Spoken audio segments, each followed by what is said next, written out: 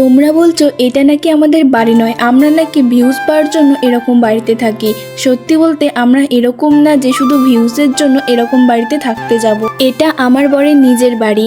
অনেক ছোটবেলায় আমার বরের বাবা মারা গিয়েছিল, তখন থেকেই আমার বরকে কাজ করে খেতে হয়েছে, পাকা ইটের বাড়ি বানাতে পারেনি। আর তোমরা না জেনে শুনেই অনেক কিছু বলে দিতে পারো। আমার ভিডিও বানাতে ভালো লাগে, তাই প্রতিদিন যা করি সেটাই তোমাদের সাথে শেয়ার করি। ভিউজের জন্য আমি কোনো কিছুই করি না। আমার ভিডিওতে তোমরা যে ছাদ দেওয়া বাড়িটা দেখো, ওটা আমার বাবার বাড়ি। আমি আমার পছন্দে এরকম দরমার বাড়িতে বিয়ে করেছি। এটার জন্য তোমরা অনেক কিছুই হয়তো বলবে, তাতে আমার কোনো যায় আসে না। একটা দিদিভাই বলেছে নিজের বাড়িটা কত সুন্দর, আর সেই ভাঙা বাড়িতে বিয়ে করেছে। আসলে ভালো বাড়িতে থাকার চেয়ে ভালো থাকাটা বেশি জরুরি।